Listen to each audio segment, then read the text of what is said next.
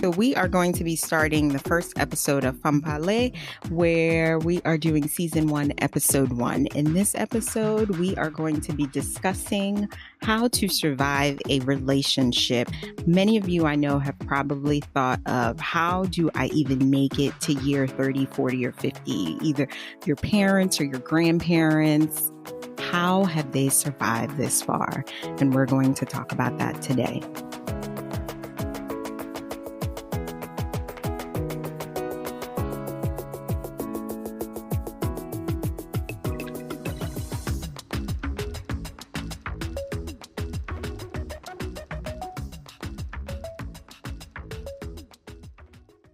All right. So in this podcast today, we are going to talk about how to survive a long-term relationship. Now, this may not be for our seasoned professionals. And when I say seasoned, I mean people who have been in a relationship for over 10 years. And the reason why I say 10 years is I feel as though personally it is a good number for those who have been in a relationship, who've been through trials and tribulations, who really have gotten to know each other. Because if you've been in a relationship for 5 years, to me, you're still a newbie. You're still learning your person.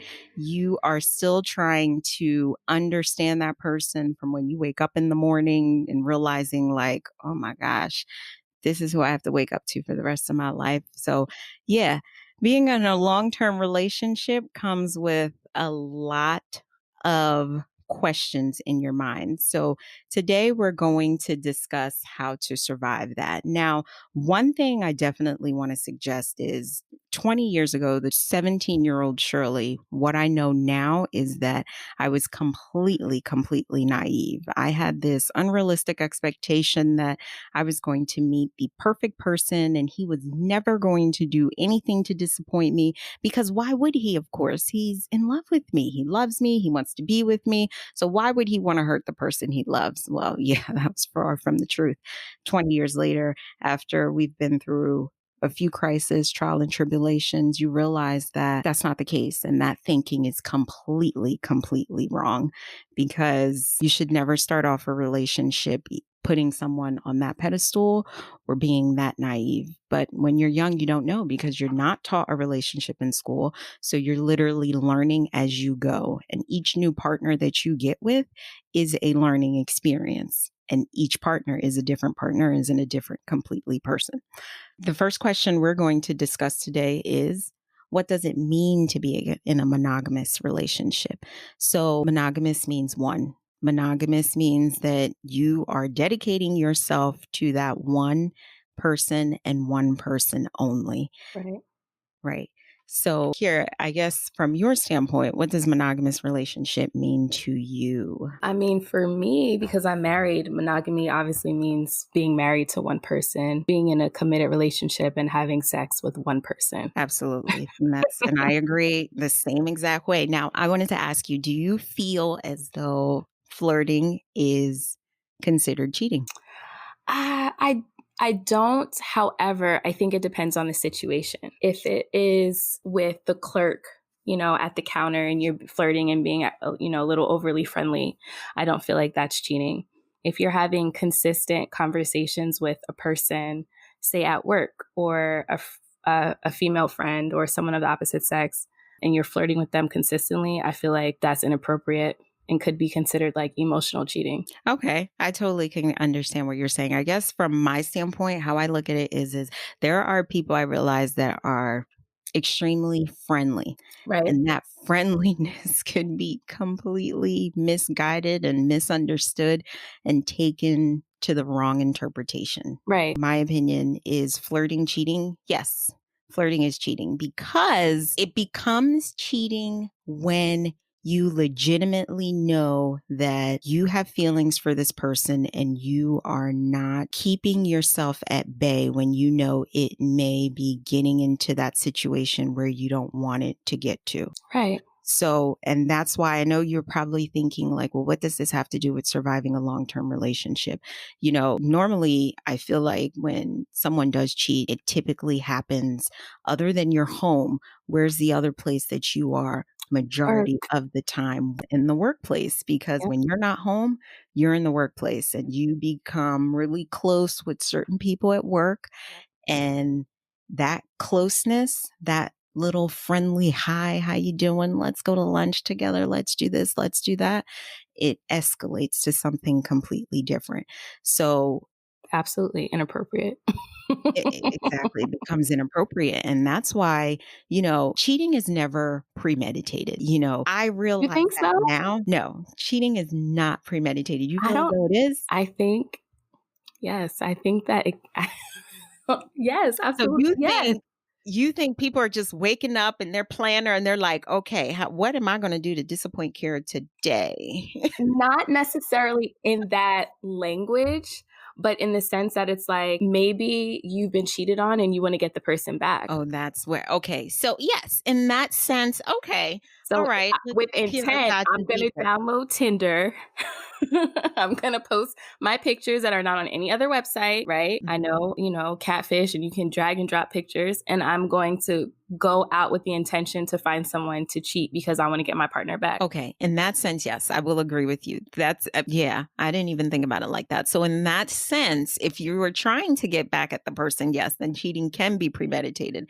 But the first initial action is not premeditated. You don't feel as though I that first I initial. I feel like it can always be premeditated. This is why this is so good that we have these conversations because our opinions are different. Well, true, our opinions are different. But When I totally think someone can be in a relationship with someone and know that, like, okay, I'm gonna hit this person up today because I want to see them and know what their intention is. Okay, so I guess let me explain what I would say. So when I say premeditated, do you feel as though when I use the word premeditated, what I'm trying to say is, do you think it's derived upon hurting an individual? Or Mm, do you feel as though it's derived upon, you know what, she pissing me off today and I'm gonna call that other person that she don't want me to call? I guess I should look up the definition of I premeditated. feel like premeditated is you are planning it for days. Right. To me, Right. but other people might not think of because the way you said it, Yeah, to think out or to plan.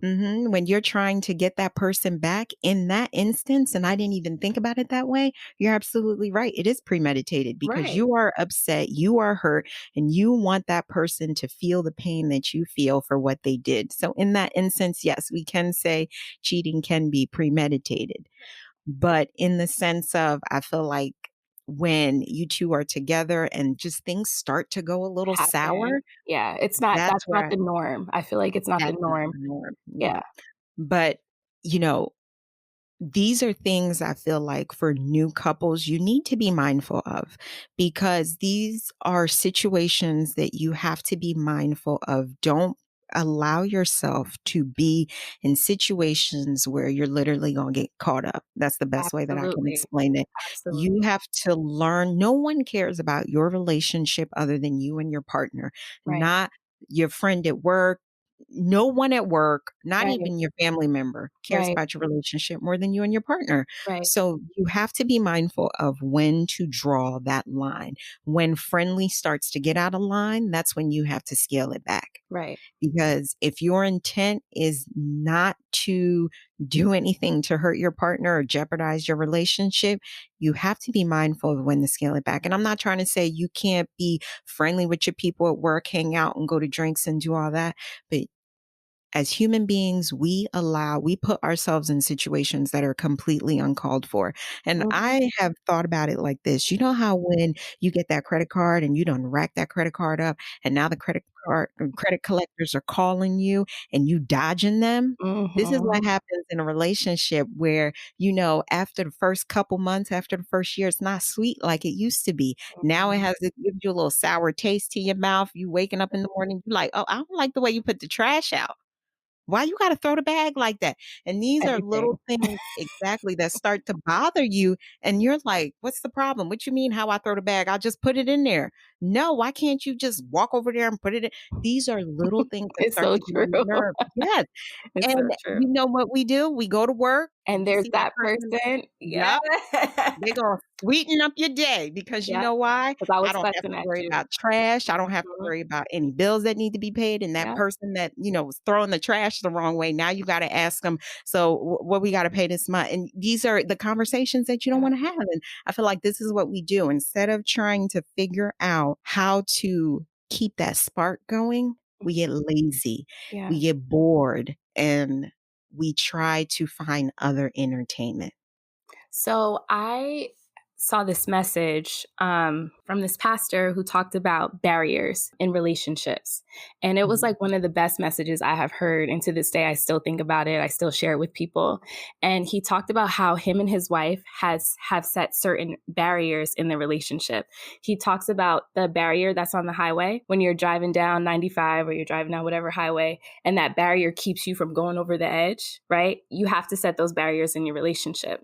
So he said how him and his wife, he would never go out to lunch or have any kind of dinner or anything with a woman without another person there. That was a barrier they set in the relationship. Because he was a pastor, he gets calls often, from people in the congregation, from women. He would either record the call or, let them know that it was, or, play it so someone else could hear it. So there could never be any kind of confusion on what the conversation was or, what the expectation was. And that really stuck out to me because every relationship needs to have the barriers that work for you, between you and your partner. And like for me, I don't feel like you need to exchange numbers with a woman when you're a married person or a married man. Like for what? What do you guys have to talk about? What do you mean by exchange numbers? Like, I don't feel like if you work with someone Mhm. or if you have an old friend or acquaintance or something like that, and you guys need to exchange numbers, I don't feel like that's appropriate and I don't think it's necessary. Oh, I see what you're saying. Okay. For my relationship, like my husband should not be exchanging numbers with women because it's not necessary. With social media, you can talk to people all the time. You don't need to have his personal phone number. I don't mind number exchange. It really depends on my partner's thought process. Right. And why? Like you said, why are you exchanging numbers? Right. Like, for example, if you're exchanging a number so we can have a double date, No, planning something, I can no. understand. Mm-mm. You don't need No. my Oh, phone number. so you're not down with that at all. No, No. no. Okay. And you know what? I can respect that. And that's your barrier. And If you see, that's this is why everyone's exactly. relationship is different. Exactly. So what works for me, what makes me comfortable or uncomfortable, what makes him uncomfortable or uncomfortable is between us. Like those are the Exactly. barriers for our relationship. And then you have the ones for yours. No, you don't And need that nobody's phone number. And that brings to a good point of the next discussion is why it should only be you, your partner, and God. Because by you bringing that up, that makes a lot of sense because for you, that barrier is important. Now, the Kira you are today, is this something you even thought about, let's say 10 years ago? No, because No. I think I was naive in the sense of when you're with me, you're gonna be with me. Like why would you want Why would anybody you do else? such a thing? Yeah. But So that's the thing. I think as women too, we don't set our guidelines up front. it's I true. didn't It's understand when very true. people used to say you need to love yourself and you yourself need to be grounded and in a good place before you start a relationship. And these are all the reasons why, because we enter into a relationship naive. We don't set barriers like the pastor was saying. Right. We just assume that this person's already going to know what's going to hurt me, what's not going to hurt me, what they should do, what they should not do, Absolutely. when no discussion was made. Absolutely. You don't know what I'm okay with. You don't know what I'm not okay with. Exactly. And we don't do that in the beginning because what Exactly. do? We quick to get into bed with each other. We talk about little fluffy conversations, And but we don't you get don't down to the nitty gritty. you don't want to seem too like, I don't want to say crazy, but like over protective or controlling in a sense, or, not letting them have their freedom. So you don't bring it up when it's really an issue for you because it sets the standard for what your expectation is on how to be treated in that relationship. I agree with what you're saying now. Young Shirley, young stupid Shirley wouldn't have bring it up. Now Granted, Absolute I've same, been with this man for same, over 20 years, but if same, Khalif and I were not together, Kira, girl, my standards is high. Like same, I'm telling you everything at the door. You don't like it? Tough shit. Like walk same. away. I don't care. Right, I do not care. Listen, if you uncomfortable with this, then guess what? I guess it's just not compatible because if you feel as though what I'm saying is a problem, right. Then keep it moving. then you already telling me at the door because we have to see it for what it is. You Right, already telling me that you uncomfortable with this.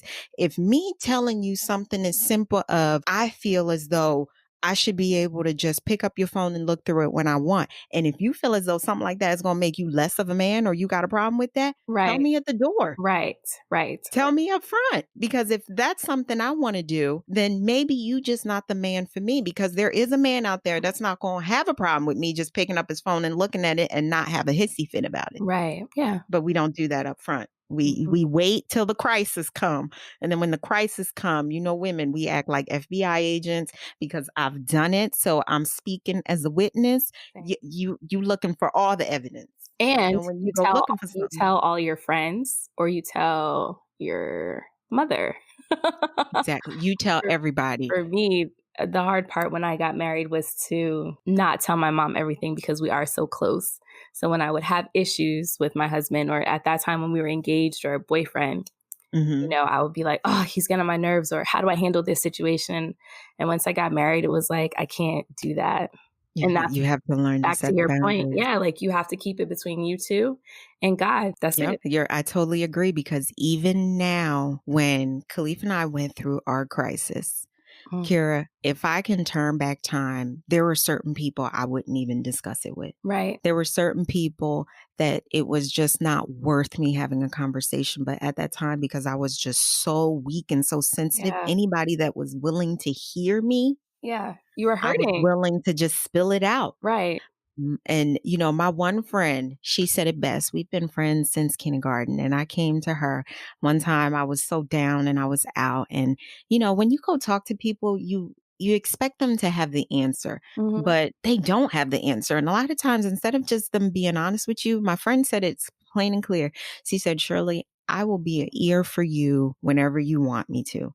But I'm gonna tell you right now, girl, I first of all, the situation that you're in, I haven't experienced. So I Mhm. can't even say I can speak from a place of experience because I don't even know what I would do if Right. I was in that situation. And Right. plus, on top of that, I don't have the answer for you Right. that you're looking for. You have the answer and you need to pray to God about it because Right. all I can do is just be that ear for you and Right. just let you spill your guts. Other than that, I don't have all the answers.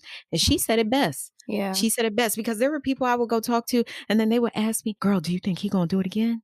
Well, do you think I'm a psychic or something because I'm coming to you to talk to you? I don't know. Do you think I want him to cheat again? And then What are you asking me? that puts so much more negative thoughts in your head, something that you weren't even thinking about. You're trying to get over this situation, and now Exactly. you're talking about, is he gonna do it And again? that same question just activated a trigger. Exactly. Is he going to do it again? Exactly. You know? Why? Keep your Here mouth I am shut. trying to talk to you to calm my nerve, and you Right. just basically opened up a whole floodgate now Right. asking me, do I think he gonna do it again? What? I don't Mhm. know. Mhm. So yeah, that's why it's important that your relationship always needs to be. Now, please understand because I know this can open up a whole new floodgate of other topics like so Shirley, what you trying to tell us that we can't talk to our friends? No. You need to know what friends you need to talk to based on the crisis that you're in Absolutely. because there are certain friends that depending on your problem you don't need to go to Ab because they are not going to offer good advice, you know absolutely. Yep. and you may have to go to this friend over here because they're going to give you a more solid response that makes a Mhm. lot more sense than this friend. You have to know which friend to go to when you're in that situation because all your friends doesn't need to know everything. And it's sad to say Sometimes it's in hard your to keep in, especially with someone that you're close to, that you mhm, trust, that you know is going to give you sound advice, that has wisdom, especially from a Christian standpoint for me, yeah. like someone that I can go to that's gonna be like, "Okay, let's go to God in prayer. You need to fast this, you need to read this scripture." Like, someone like that, it's hard to not have like this word vomit and spill up everything that you're feeling about the person or what you're going through. But when you have a good friend like that, they do what your friend did and they redirect you back to God. Like, okay, I'm Exactly. going to do what I can with you right now, but you still got to take this to God. Yeah, Yeah. and that is the most simplest response that she coulda gave me Yeah. because she was still being a friend. She Mhm. wasn't trying to X me out, Right. but she was letting me know, "I don't have the answers. I Right. don't, Shirley. I don't. So don't think that I do or I'm gonna tell you something that's gonna make it all magical. I'm not." Right. That alone I respect because don't feed me a whole bunch of nonsense Mhm. just so you can make me feel better when you know healing takes time. Oh my God. Healing takes time when you go through a crisis, Ugh. regardless what the crisis may be. Healing Yeah. takes time. You can't set a date or a time on it. So this is why it's important that your relationship should always be between your partner and God and be very selective of who you discuss the information with because the wrong friend will just send you down that path that you don't even want to go down, I feel. Like even you, Kira, I know when I need to call you, especially when I need that spiritual guidance, I Mhm. know I'm gonna call Kira Right. or I'll call my other friend. There are Right. other friends when I need that spiritual guidance, Right. I'm not calling them Right. because I know they're not in a spiritual place, so I'm not Right. dialing your number. Right. And I'm not. it's no love lost, like, I still love you, Exactly. but I know that for the Exactly. season that I'm in, you can't help me. Exactly. You just can't do nothing for me, so I'm not Right. gonna contact you at Right. all. So the next question that we're going to get into is do not create false thinking and put your partner on a pedestal. Hmm. So what that means to me is at one point my partner sat higher on the pedestal than I did. Mm. And That's me deep, speaking, Shirley. yeah, I know my partner sat higher on the pedestal than me. And when I look back and think about that, that's awful. Yeah. It is awful that I was putting him before myself. Mhm. And I think that's why when a crisis happened, I was even more crushed than I absolutely need to be. You fell apart. I completely broke because he sat higher up on the pedestal. And then I think after him was me and then God. Mhm. When that order was completely wrong, it should have been God, me, and then him. Mhm. That's but that's not how the order was. The order Mhm. was him and it was just, I don't know why I did that and I don't have an answer. That's not how it should be, and I know everybody is not spiritual. So I Right. don't want to feel like, oh, it needs to be God, it needs to be you, it needs to partner. It needs to be you above all. Always first. Yeah. Always, you have to put yourself first in your relationship because that goes back to saying that if you don't love yourself, then there's no way that you can really truly have a healthy relationship with somebody. Because if you're hurt emotionally, financially, or spiritually, it's Mhm. going to overflow Yeah. into your relationship. That's so We true. have to be mindful of putting someone higher than yourself because it's going to be detrimental in the long run. And, for anybody who is starting new relationships, please always remember that communication is important from the beginning. Right. Please do not feel as though you're going to be judged. As Kira had said, if you set, however you want to word it, your barriers, your standards, your requirements up front at the door, the person who's meant to be in your life is not going to see those things as obstacles. The Mhm. person that I want to spend the rest of my life with, this is something from their point of view. This is, I guess you can think about it, this is how they need to be loved. Because remember, Right. and in future podcasts, you're going to always hear me say this, and you've always heard me say this on the blog. Everyone's love language is different. Right. So who are you Right. to dictate what's comfortable for your partner? Absolutely. I think that person knows what's best for them. So you can't argue with them if they tell you they're not comfortable with this or they're not comfortable with that. You just need to find a medium ground to see, okay, how can we make this work where it's a comfortable ground for the both of us, where I'm meeting your needs, I'm meeting my needs, and we're coming together as one. Someone may say something to you and you're going to be like, what? I don't know if I feel comfortable about that, but we have to find a happy medium, and it is able to be found. It's just, we have to be able to have adult discussions about it. Don't run away from the conversation. Don't, make your partner feel as though their request is Mm-hmm. unreal. Mm-hmm. Now, I I guess, think could too. requests be unreal? I mean, I think if you know the person that you're dealing with, as far as like you've been dating them for a while and you have set, or even in the beginning when you set these expectations, there's no room for confusion. So if I'm saying, are we exclusive? And you're like, yeah, we're exclusive. So I don't expect you to be going out on dates with anyone else because we are exclusive. I can say Absolutely. that and put it out there in a sentence, and then it's clear to the other person. So there's no confusion. So that way, me saying we're exclusive, and then my friend says, oh, I saw so and so out on Saturday with this girl at the bar. And then I find out you guys are work friends or whatever the case is. No. I agree. No is right. And that goes along the line with And communication. that's for Did you me. tell Like, me? this is, and I'm speaking obviously from what my expectations have been in my relationship, that I'm in now, obviously.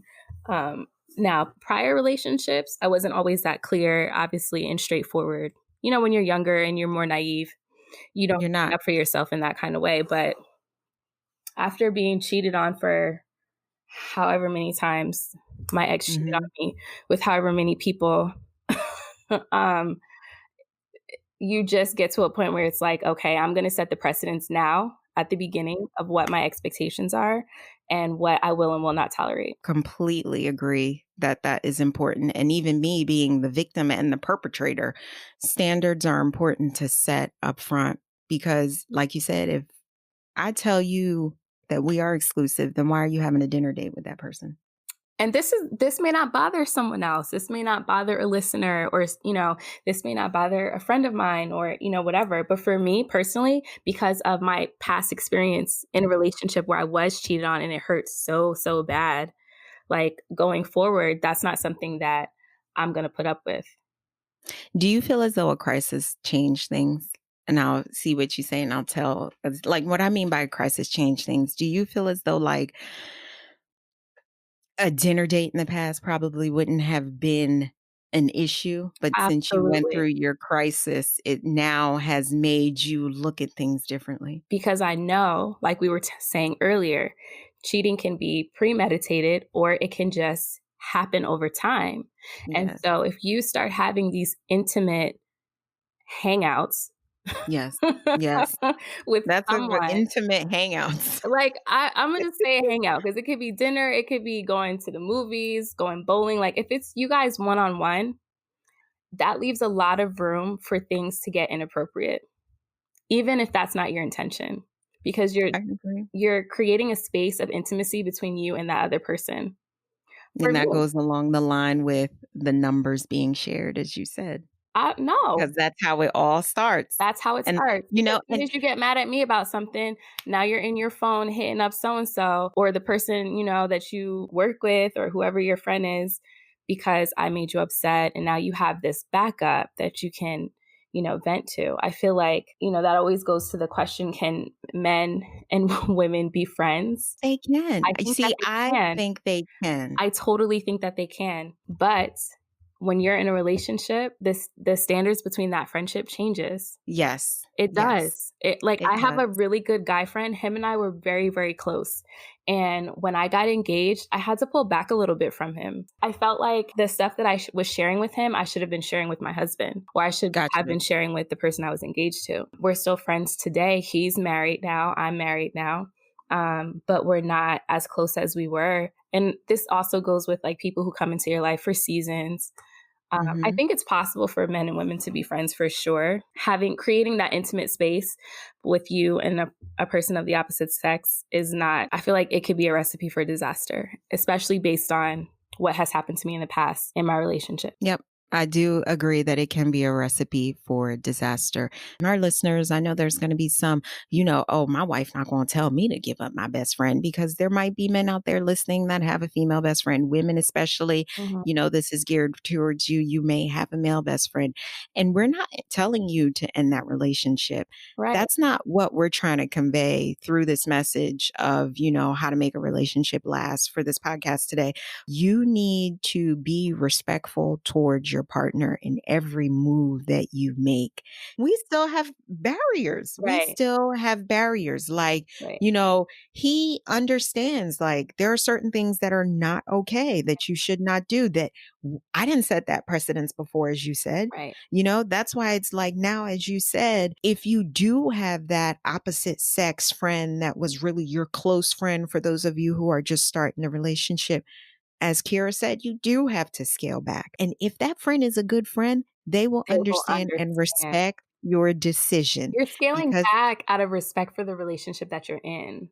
exactly, we just have to be mindful. For those of you starting a new relationship, number one, don't be naive. There will be crisis. You don't know when that crisis is going to be. You don't know how big or that small that crisis is going Mhm. to be. But just know that that person who professes their love to you and vow would never hurt you, you really don't know what's going to happen. Oh, man, Shirley, that just sorry to cut you off. No, no, you're fine.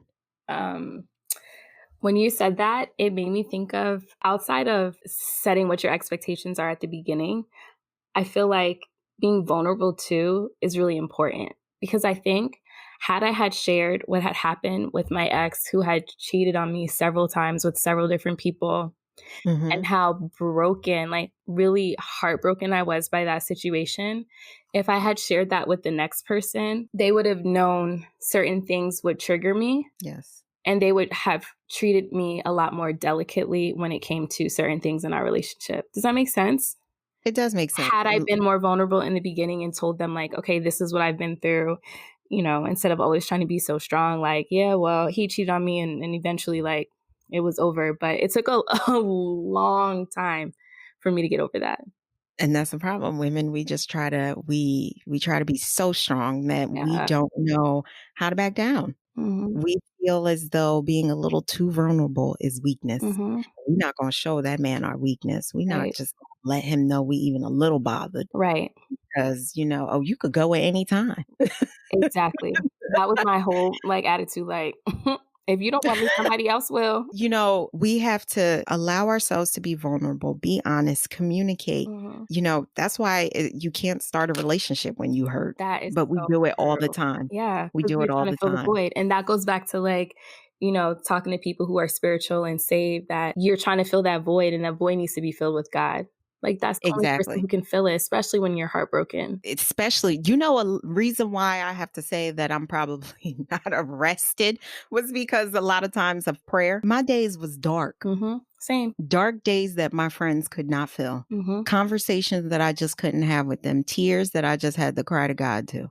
I mean, and I'm gonna be transparent and say, like, we're going through a crisis in our relationship right now. There are times where I struggle with, I wanna humiliate you. Yep, I felt the same way. You know what The I way wanted that to do, you make Kira? me feel humiliated on the inside and no one else knows about it or only a few people know about it, but I wanna humiliate you. Yep, I know that same feeling. And You when I wanna oh my god, when I humiliate start them. feeling like that, I have to, like, pray and like, Kira, That's all chill you have to out. do, because it's a feeling that takes over you Mhm, for the moment. mhm, It's that little voice in your ear, "Girl, you remember what he did? mhm, yeah, You just gonna let him get away with that? mhm, don't you You know you gotta get back at him." mhm, and it's a That's struggle. exactly what it is. It is a And struggle. and therapy has helped. I'm not gonna lie, therapy has really helped with that, and so has being in my Bible and praying and listening to music and doing your self-care things that you need to do, Yeah, to take your you mind have off to of it. find out, It's because everyone's self-care is different. exactly. I totally agree. And two is the barriers, as we were just talking about, but that is number two. So number one is not to be naive. Number two is set your barriers in the beginning, and don't be scared to set the barriers. Mhm. Kira and I discussed before with the pastor, and how he has set barriers in his marriage, Mhm. set barriers from the get-go in your relationship, and don't be scared to do so, Absolutely. because that right person who's supposed to be for you, those barriers are not going to deter them from being in your life. Right, They're going to figure out how to make this work for the both of you. right. So, ladies and men, for those of you who are listening, set these barriers up front. And number 3, remember, everyone does not care about your relationship. That's so So true. be mindful of what you share Ooh, with people. so true. Everyone does not care about your relationship. 20 years later, over 20 plus years later, I realized that not everybody gives a rat's butt about what's going on in your relationship. Girl, I'm And like, that's why, 6, 7 years in, and I already know that they don't yeah. care. And girl, I would say maybe I find that out in the last 10 years that, everybody don't care about your relationship. And that's why cheating take place, because you have those human beings that I don't give two craps. Right, So that's why cheating it's been happening, it's happening now, and it's always going to happen. right, So, be mindful of who you share, what you share with. Everybody at your job don't need to go what's going on. If you're mad at your lady, you're mad at your man, keep it to yourself and just don't bring it to work, because people do not care. yeah. They They don't, won't respect. you know. So, the one tip we wanted to give today is I wanted to offer the Love Language Minute. And this is by Gary Author. Chapman, The Sorry, 5 Gary. Love Languages. Yes, we love him, because if you haven't read the Love Languages book, you need to definitely read that. You and your couple need to get Must. together, find out what your love language is, because you might be surprised to realize, oh, this is how I receive love. What's your love Okay. language, Shirley? Top 3. Well, okay. So all 5 of mine are words of affirmation, acts of service, physical touch, quality time, receiving gifts. So my top 3 are words of affirmation, acts of service, and physical touch. That's Ah, how I want to receive love. yeah, physical So touch is last for me. I believe it. You have a problem with your son touching you for too long. Not my thing at all. Mm. So those are my top 3. I realized I thought it would have been quality time and receiving gifts, but Oh, I only got 3s for them, yeah, my for top both 2 of is them. quality time, acts of But service. but receiving gifts, I'm not that woman though. Yeah, I'm Like, not either. because to me, I feel like you just trying to keep me quiet when you buy me something. Yeah, So don't bring that over here. Nope. yeah. Mhm, You and need to I've been through physically that do too. something, plan something, because now you have to think about doing something. Acts of service. Mhm. Exactly. Yep.